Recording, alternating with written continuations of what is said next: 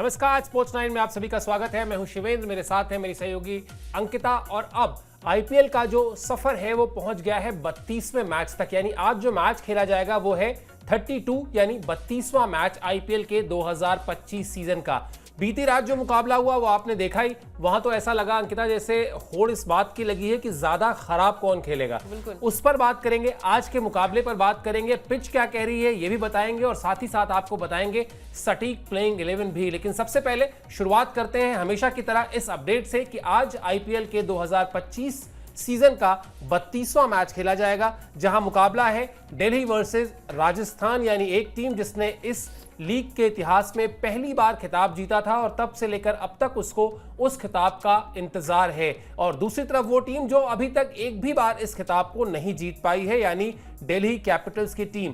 Team का नाम तक बदल गया लेकिन टीम की किस्मत नहीं बदली। शाम 7:30 बजे दिल्ली के अरुण जेटली स्टेडियम में डीसी वर्सेस आरआर मुकाबला देखने को मिलेगा। दिल्ली की टीम पॉइंट टेबल में दूसरे नंबर पर है, जबकि राजस्थान की टीम है 8वें नंबर पर। यानी पॉइंट टेबल ये बता रही है अंकिता कि दोनों ही टीमों की जो परफॉर्मेंस है उसमें बहुत बड़ा फर्क रहा है। मतलब दिल्ली ने जिस तरह से खेला है और राजस्थान ने जिस तरह से खेला है वो उसकी स्टैंडिंग में दिखाई दे रहा है। एक टीम सेकंड नंबर पर है, एक टीम 8वें नंबर पर है। बावजूद इसके राजस्थान की टीम को कमजोर आंकना मतलब गलती ही होगी। हाँ, क्योंकि अभी दिल्ली की टीम जो है वो ना बैक टू बैक जो है वो 4 मैच जीत कर आई थी, लेकिन मुंबई के खिलाफ जो है वो पिछले मैच में हार का सामना करना पड़ा। तो ये मैच जो है ना, जैसे जैसे मैच आगे बढ़ते जाएंगे और भी ज्यादा टफ कंपटीशन टीमों के बीच में होता जाएगा। एक खिताब जो है वो आरआर के पास है, वो भी पहला खिताब था साल 2008 जब आईपीएल की शुरुआत हुई थी। उसी वक्त जो था वो टाइटल जो था वो आरआर ने अपने नाम किया था, लेकिन उसके बाद से एक लंबा अरसा हो गया, कप्तानी बदली, बहुत सारे कप्तान बदले, लेकिन ट्रॉफी अभी तक हाथ नहीं आई। लेकिन संजू सैमसन अब क्या आज के मैच में कुछ अलग करेंगे, क्योंकि पॉइंट्स टेबल पे 8वें पायदान पर है। अगर ये मैच हारे तो आपका जो रन रेट है, जो पॉइंट्स है वो आपको मिलेंगे नहीं और आप मतलब वही चीजें होती है ना कि फिर आप और पीछे चले जाएंगे। प्लेऑफ की रेस जो है और भी ज्यादा तगड़ी हो जाएगी। और आज के मैच में देखना ये भी दिलचस्प होगा कि क्या अक्षर पटेल जीत की पटरी पर आ पाएंगे, क्योंकि एक हार जो है वो आपको पीछे ढकेल देती है। और होम ग्राउंड पे अगर मैच होने वाला है तो इंटरेस्टिंग होने वाला ही होगा। लेकिन दिल्ली की टीम में भी हमने देखा है कि कहीं ना कहीं जो मिडिल ऑर्डर उनका रहा है ना, वो भी थोड़ा सा वीक नजर आया अभी तक के मैच में। बिल्कुल, पिछले मैच में जिस तरह से अपने ही घर में दिल्ली की टीम को हार का सामना करना पड़ा वो थोड़ा चौंकाने वाला भी था। जिस तरह से एक के बाद एक लगातार 3 गेंदों पर विकेट गिरे और जिस तरह से वो मुकाबला दिल्ली की टीम ने हाथ से बिल्कुल हाथ आई बाजी को गंवाया, ये एक प्रश्न जरूर उठता है कि क्या इसके बाद से दिल्ली की टीम वो दमखम वापस दिखा पाएगी, वो जीत की पटरी पर वापस आ पाएगी जहां से उसने शुरुआत की थी, या फिर जैसा हमने देखा है इस लीग के इतिहास में कि कई टीमें शुरुआत बहुत अच्छा करती हैं फिर वो अपने रास्ते से भटक जाती हैं, कई टीमें खराब शुरुआत करती हैं वापस अपने रास्ते पर आ जाती हैं। सब कुछ देखना दिलचस्प होगा। लेकिन अभी जो इस सीजन में दोनों टीमों की स्थिति है वो आपको बता देते हैं। पहले दिल्ली की टीम ने अब तक 5 मैच खेले हैं। मतलब अगर इन दोनों टीमों का इस सीजन का आप हिस्ट्री देखेंगे तो उसमें जो स्थिति है वो ये है कि दिल्ली की टीम ने 5 मैच खेले हैं। 5 मैच के बाद दिल्ली के खाते में 4 जीत है और 1 हार है।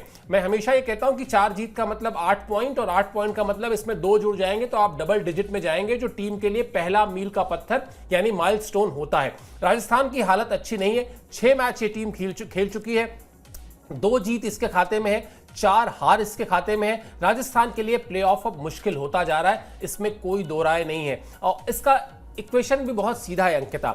6 मैच आप खेल चुके हैं, आज मैच नंबर 7 है, यानी कुल 8 मैच आपके पास अभी बचे हुए हैं। जीत आपके पास सिर्फ 2 है। अब अगर हम मान लें कि वो आखिरी टीम प्लेऑफ की जो 14 पॉइंट पर जाती है, यानी 7 जीत के बाद जाती है, तब भी आपको 8 में से 5 मैच जीतने। और अभी तक की जो परफॉर्मेंस रही है राजस्थान की, उससे लगता नहीं उसने वो मतलब जीतने की बात अलग है, जीत जाए, लेकिन वो जो आप भरोसा अपने फैंस को दिलाते हैं ना, वो भरोसा नहीं दिला पाई राजस्थान की टीम कि हाँ अगर 8 मैच में से 5 जीतना है तो हम 5 जीत लेंगे।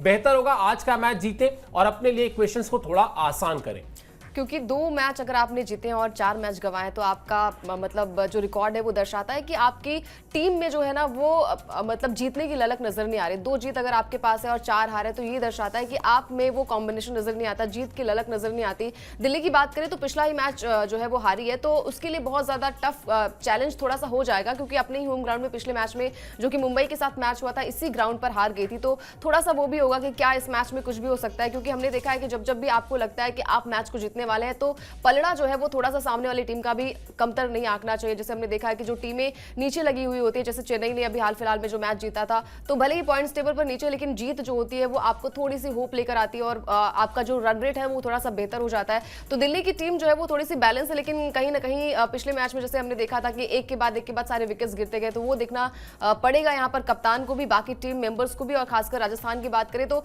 जोफ्रा आर्चर जो बार बार उनकी जमकर पिटाई होती है और तेज गेंदबाजी जो होती है, उनके लिए यही खतरा होता है कि अगर एक बार उनकी मतलब उनके रन्स जो है वो जाते जाएंगे तो आपका जो स्कोर बोर्ड है ना वो और भी ज्यादा बढ़ता जाएगा। तो ये थोड़ी सी दिक्कतें हैं आरआर के पास, और खासकर आरआर के पास जो दिक्कतें हैं वो ये भी है कि उनका मिडिल ऑर्डर जो है ना वो बहुत वीक नजर आ रहा है हाल बिल्कुल, वो जिस तरह से मिडिल ऑर्डर को क्लिक होना चाहिए वो अब तक क्लिक नहीं हुआ है। वैसे शो की शुरुआत में हम जरूर ये बात कर रहे थे कि परफॉर्मेंस इस साल की पॉइंट टेबल बता रही है कि दोनों टीमों की परफॉर्मेंस में अच्छा खासा फर्क रहा है, और कोई रॉकेट साइंस नहीं है। अगर आपके पास एक टीम नंबर 2 पर है और एक नंबर 8 पर है तो आप भी ये बात कह सकते हैं। लेकिन आईपीएल की जो रिकॉर्ड बुक है ना वो बताती है कि बिल्कुल तगड़ी फाइट रही है इन दोनों टीमों के बीच। बहुत कम टीमें ऐसी हैं जहां आपको इस तरह के रिकॉर्ड मिलेंगे जहां बहुत नेक टू नेक फाइट हो।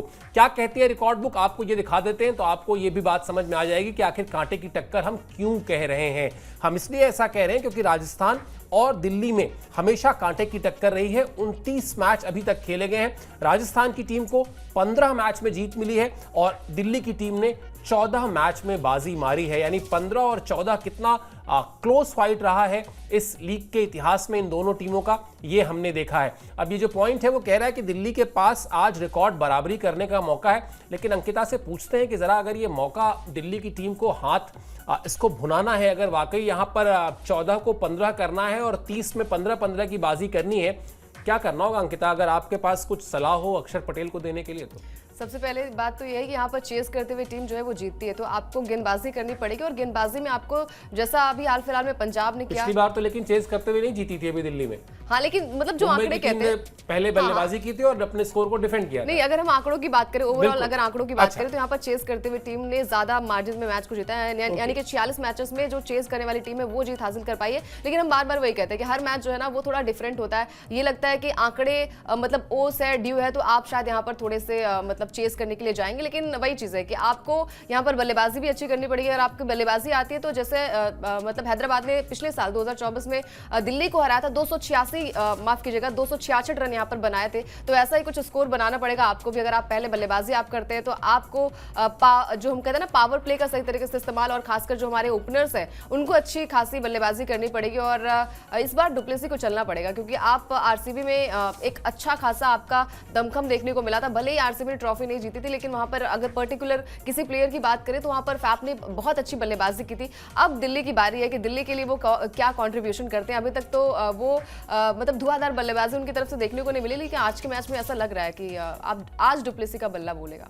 आज डुप्लेसी का बल्ला बोलेगा, ऐसा अंकिता को ही नहीं लग रहा है, ऐसा दिल्ली के हर एक फैन को लग रहा है। लेकिन जो बुरी खबर है वो ये है कि अभी तक उनका खेलना ही तय नहीं है। यानी अभी सस्पेंस है कि वो आज के मैच में भी आपको प्लेइंग 11 में दिखाई देंगे या नहीं देंगे। और यही इस लीग में होता भी आया है कि किसी एक खिलाड़ी के इर्द गिर्द जब आप ढेर सारी योजनाएं बना लें, बहुत ढेर सारी प्लानिंग कर लें, पता चला वो अगर खिलाड़ी किसी वजह से ना खेल पाए तो फिर वो सारी की सारी चीजें जो है वो बैकफुट पर चली जाती हैं, आपकी सारी प्लानिंग जो है वो धरी रह जाती है। बेहतर हमेशा वो टीम करती है जो टीम के हिसाब से प्लानिंग करती है, जो एक समूह में बात करती है, समूह में योजनाएं बनाती है, ना कि किसी एक या दो खिलाड़ी के इर्द गिर्द कि साहब हम सारी योजनाएं ना विराट कोहली के इर्द गिर्द बना दें, या हम सारी योजनाएं मान लेते हैं आज की तारीख में क्रिस गेल होते हैं और बहुत धुरंधर खिलाड़ी हैं उनके इर्द गिर्द बना दें। ऐसा होता नहीं है। आपको टीम गेम में हमेशा योजनाएं टीम को ध्यान में रख के बनानी होती हैं। चलिए, फाफ डुप्लेसी की बात चली है तो इसी बहाने प्लेइंग 11 भी समझ लेते हैं, जहां पर पहला ही जो पॉइंट है वो बता रहा है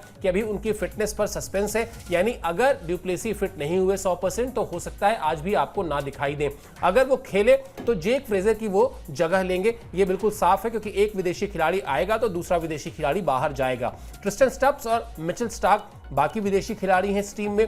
अभिषेक पोरेल, केएल राहुल, करुण नायर और आशुतोष जैसे स्टार प्लेयर्स भी हैं। इसके अलावा अक्षर पटेल जो कप्तान है, अभी तक बहुत अच्छी कप्तानी करते आए हैं। इतना एक्सपेक्टेड नहीं था उनसे, बहुत कम लोगों को लगा था कि वो इस तरह के नतीजे देंगे, लेकिन अभी तक अगर सिर्फ एक मैच में उनकी टीम हारी है, 4 मैच जीती है, तो निश्चित तौर पर अक्षर पटेल की कप्तानी, उनके कूल हेड मतलब वो शांत दिमाग से चीज़ों को परखने का जो एक नजरिया है उसकी भी तारीफ होनी चाहिए। और कुलदीप यादव तो खैर कमाल के गेंदबाज है, मैच विनर है, इस फॉर्मेट को बहुत अच्छी तरह समझते हैं। तो टीम पूरी एक तरीके से फाफ डू प्लेसी को अगर हटा दें तो टीम बिल्कुल सेट है, उसको जिस तरह की चीजें करती आई है बस वही करना है। हाँ, वो चैलेंज यही होगा, चुनौती यही होगी अंकिता, कि आप अपनी गलतियों से सबक लेकर उसको कितनी जल्दी सुधार ले और वो जो एक हार मिल गई उस हार के झटके से या उसके सदमे से फटाक से बाहर निकले, वापस जीत की पटरी पर आए, यही चैलेंज होगा।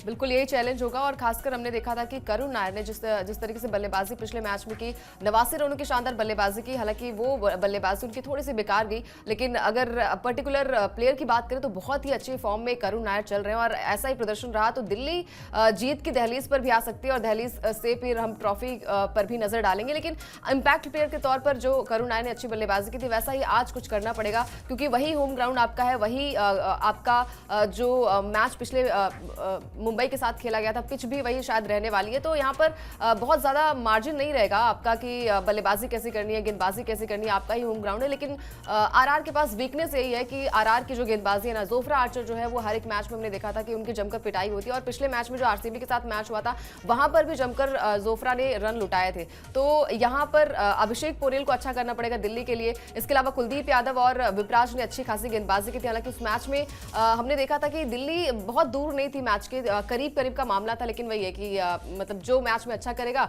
वही विजेता होगा।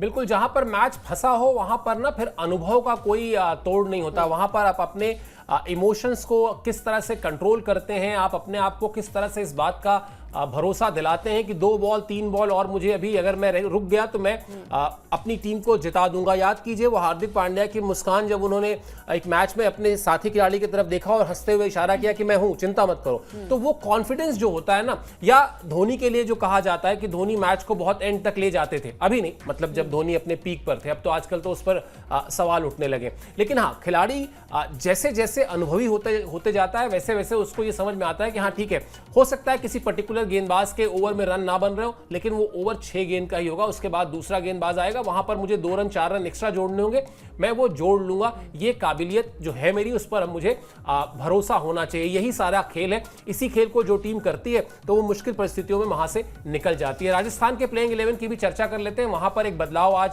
संभव है। अगर वो बदलाव होता है तो थोड़ा सा आपको एक अलग तरीके से टीम का सेटअप दिखाई देगा, वरना राजस्थान की टीम भी प्लेइंग 11 के लिहाज से अब लगभग सेटल हो गई थी। क्या बदलाव है? ये बदलाव जो एक्सपेक्टेड है वो ये है कि तुषार देशपांडे की जगह आकाश मडवाल खेल सकते हैं।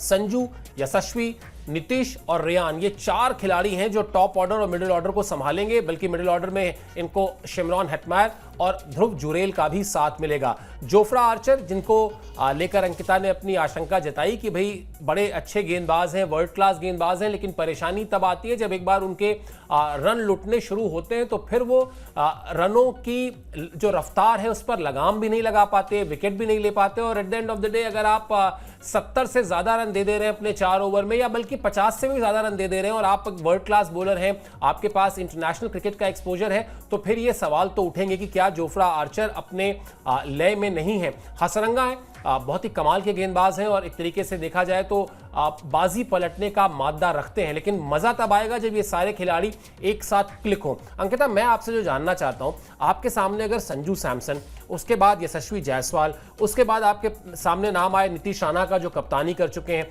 रेयान पराग का नाम आए जो आपको इस सीजन की शुरुआत में मैचेस में कप्तानी कर चुके हैं, कहने को ये सारे भारतीय खिलाड़ी हैं, लेकिन इस लीग को, इस फॉर्मेट को, T20 फॉर्मेट को इतनी बारीकी से समझते हैं ये चारों नाम। मतलब इसमें मैंने शिमरॉन हेटमायर का नाम नहीं लिया है, ध्रुव जुरेल का नाम नहीं लिया है। 4 नाम जो लिए हैं वो 4 नाम अपने आप में ऐसे हैं कि 4 में से 2 भी चल गए तो आपका काम हो गया। बिल्कुल, और हमने हमेशा देखा है कि जायसवाल अभी तक वो फॉर्म में नजर नहीं आ रहा है। अभिषेक ने तो अपने आप को प्रूव किया। अभिषेक की बात करें तो हैदराबाद के खिलाड़ी हैं वो, उन्होंने भी हमने देखा कि लगातार ट्रोल हो रहे थे और लगातार हमने देखा था कि 4 मैचेस में कुछ नहीं कर पाए थे, सस्ते में आउट हो गए थे, डबल डिजिट का आंकड़ा भी नहीं पार कर पाए थे, लेकिन उसके बाद शतकीय पारी खेली और 141 रनों की शानदार बल्लेबाजी की। तो वैसा ही कुछ जो है ना प्रदर्शन करना पड़ेगा। जब आपके साथी खिलाड़ी ऐसा करते हैं, हम उम्र के खिलाड़ी ऐसा करते हैं, तो फिर आप पर भी वो प्रेशर आता है, और खासकर ओपनर के तौर पर आपको बल्लेबाजी इसलिए भी अच्छी करनी पड़ती है क्योंकि आपको अब T20 जो रहा ऐसा नहीं रहा कि आपको 150 में ऑल आउट हो जाना है, आपको बड़े मार्जिन तक मैच को ले जाना है। और खासकर बात यही होती है कि अगर आप 200 के पार का स्कोर ले जाते हैं तो सामने वाली टीम अपने आप में प्रेशर जो है उनके अंदर थोड़ा सा क्रिएट होता है। तो जायसवाल हो या फिर संजू सैमसन हो, क्योंकि संजू सैमसन पर भी सवाल उठेंगे, कप्तान है और आरआर के कप्तानी तो आपने बहुत सालों से कर रहे हैं, तो आपको ये पता होगा कि क्या मतलब कमजोरी है आपकी, क्या ताकत है आपकी ताकत यही है कि आपके जो टॉप ऑर्डर बैट्समैन है वो काफी अच्छी बल्लेबाजी करते हैं। मिडिल ऑर्डर की बात करें तो वहां पर नीतीश राणा को अच्छी बल्लेबाजी करनी पड़ेगी, सिर्फ एक अर्धशतक से काम नहीं चलेगा, आपको हर मैच में थोड़ा थोड़ा कॉन्ट्रीब्यूट करना पड़ेगा, चाहे वो 40 रन हो चाहे वो 30 रन हो, छोटे छोटे कॉन्ट्रीब्यूट आप करेंगे तो आप मैच को बनाएंगे। और फिर मतलब वही चीज है कि 4 में से 2 अगर आपको जीत मिली, अगर यही उल्टा होता कि 2 हार होती और 4 जीत होती तो शायद थोड़ी सी ये पच भी जाती बात कि भाई इतने बड़े खिलाड़ी हैं, संजू सैमसन है यहाँ पर, इसके अलावा रियान पराग। अब रियान पराग की बात करें तो एक मैच जब उन्हें कप्तानी से हटाया क्या गया था, मतलब संजू सैमसन जब आए थे तो वो कप्तानी से हट गए थे, तो वहां पर उनका बल्लेबाजी करने का जो लय था वो साल 2024 वाला लग रहा था। लेकिन उसके बाद से सिर्फ एक मैच में आप ऐसा करेंगे तो फिर मतलब फॉर्म तो आपकी खराबी कही जाएगी, और ऐसे में फिर आप ट्रॉफी तक तो कैसे पहुंच पाएंगे, बहुत दूर की बात है। बिल्कुल, यानी 100 की सीधी बात यह है कि आपके परफॉर्मेंस में वो जो कंसिस्टेंसी की बात होती है वो हमेशा होना चाहिए। एक मैच में अगर आप रन बना दें और एक मैच जिता दें तो उससे ट्रॉफी नहीं मिलती, उससे प्लेऑफ में जगह भी नहीं मिलती, बस उससे यही होता है कि एक मैच में आपकी वाहवाही हो जाती है, लेकिन टीम की वाहवाही नहीं हो पाती। टीम की वाहवाही होने के लिए ज़रूरी है कि जितने भी खिलाड़ी हैं, जो बड़े ही ब्रिलियंट खिलाड़ी हैं इंडिविजुअल तौर पर, अगर आप देखिए इनको कलेक्टिव एफर्ट करना होगा, अपनी टीम को जीत दिलानी होगी। और वो जो अभी अंकिता ने कहा ना कि अगर 4 जीत और 2 हार होती तो शायद इतने सवाल नहीं उठते, लेकिन है इससे ठीक उल्टा, यानी 2 जीत है और 4 हार है, इसलिए सवाल उठ भी रहे। चलिए, सवाल दिल्ली की पिच पर नहीं उठेंगे अंकिता, क्योंकि रन्स बन रहे हैं यहाँ पे, वरना हमेशा ये होता था कि दिल्ली में खेलने वाली टीम रोती ही रहती थी कि पता नहीं कैसी पिच है यहाँ की, 2020 फॉर्मेट में भी इस पर रन नहीं बनते हैं। क्या कहती है पिच, ये भी आपको बता देते हैं। पिछले मैचों में लगातार जो है यहाँ पर 200 रन जो है उसका आंकड़ा जो है वो पार हुआ है। 200 रन एक तरीके से हायर साइड पे माना जाता है। अब भी T20 के फॉर्मेट में 180 190 रन तो एट पार माना जाता है, लेकिन अगर 200 रन किसी पिच पर लगातार बन रहे हैं तो आप ये कह सकते हैं कि वो पिच बल्लेबाजों को अच्छी खासी मदद दे रही है। पिछले मैच में भी मुंबई इंडियंस ने 205 रन बनाए थे, जिसका जिक्र अभी हम लोग थोड़ी देर पहले मैच में इस शो के दौरान कर भी रहे थे। साथ ही साथ जो खबर है वो ये भी है कि स्पिन जो है, स्पिनर्स जो है वो यहाँ पर मददगार होगी उनके लिए ये विकेट। तो ये बल्लेबाजों के लिए एक तरीके से इम्तहान भी होगा, जहां पर आप रन्स तो हैं विकेट में, लेकिन आपको अपने बेसिक्स जो है ना, वो जो डूज और डोंट्स वाली लिस्ट दी जाती है, आप किसी भी बल्लेबाज को बल्लेबाजी से पहले उसके कोच साहब देते हैं, नहीं तो फिर वो जब इंटरनेशनल क्रिकेट खेलता है वहां जो टीम का कोच होता है वो बताता है कि क्या करना है क्या नहीं करना है। तो स्पिनर्स आपको ललचाएंगे, लेकिन आपको संभल कर खेलना है। रन अगर बनाने हैं तो आपको वो सारी तकनीक जो आपको सिखाई गई है उसको अप्लाई करना होगा। मतलब रन है इसका ये मतलब नहीं कि आप सिर्फ आड़े तिरछे शॉट्स खेलकर रन बना लेंगे, आपको वहां अप्लाई भी करना होगा अपने स्किल्स को। हाँ, क्योंकि जैसे हमने देखा कि छोटी बाउंड्री है, तेज आउटफील्ड है, तो यहाँ पर बल्लेबाजों के लिए तो स्वर्ग मानी जाती है पिच। जैसे अभी हमने बात की कि पहले जो पिच थी ना वहां से थोड़ी दिक्कतें पैदा होती थी, रन्स नहीं बन पाते थे, लेकिन पिछले मैच की बात करें और 1 आध साल से वहां पर हमने देखा है कि अच्छी बल्लेबाजी भी देखी गई है और अच्छे खासे रन्स भी बने, चाहे इंटरनेशनल मैचेस की बात करें चाहे IPL की बात करें।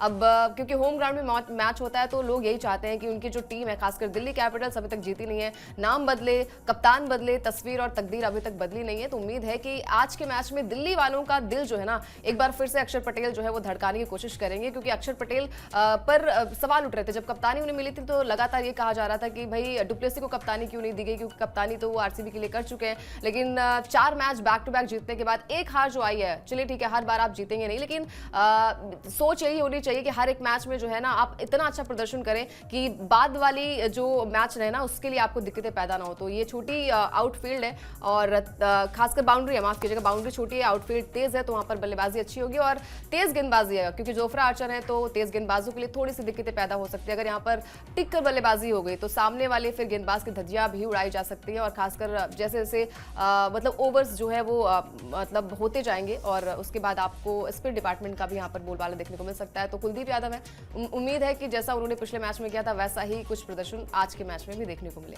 बिल्कुल, और यही उम्मीद है भी, दोनों ही टीमों को यही उम्मीद होगी कि उनके स्पिनर्स जो है वो अगर कोई परचेज है विकेट पर तो उसको हासिल करें, वहां से उस मदद को लें और फिर दूसरी टीम को परेशान करें। चलिए, हमारा तो जो इरादा है वो आपको परेशान करने का कतई नहीं है, बल्कि आपको इनाम देने का इरादा है। यानी आपसे सवाल पूछने का इरादा है, बहुत ही आसान, और उसके बाद अगर आप उसका सही जवाब देते हैं और अगर आप 3 लकी विनर्स में होते हैं तो आपको एक पुरस्कार भी मिलेगा। क्या है आज का वो बेहद आसान सा सवाल, वो सवाल आपको बताते हैं और साथ ही साथ अंकिता आपको बताएंगी कि इस क्विज में पार्टिसिपेट करने का, भाग लेने का तरीका क्या है।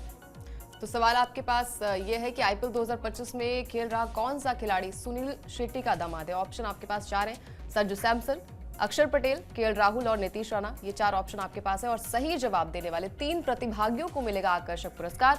ज्यादा जानकारी के लिए लॉग इन करें www.tv9hindi.com और ये ऑप्शन जो है वो बहुत ईजी है। आप मतलब इस ऑप्शन को ईजिली भी बता सकते हैं और 3 पुरस्कार आपको मिल सकता है। बिल्कुल, और पीसीआर में इस वक्त 3 लोग हैं हमारे साथी, और उसमें जो उमा जी हैं वो बता रहे हैं कि तीनों ने एक ही सुर में सही बता दिया है, लेकिन समस्या उमा जी को बता दिया जाए कि टीवी9 के लोग इसमें हिस्सा नहीं ले सकते हैं, ये नियम है, वरना तो फिर आप ही लोग जीत जाएंगे। तो ये हमारे जो सब्सक्राइबर्स हैं उनके लिए ये प्रतियोगिता है और www.tv9hindi.com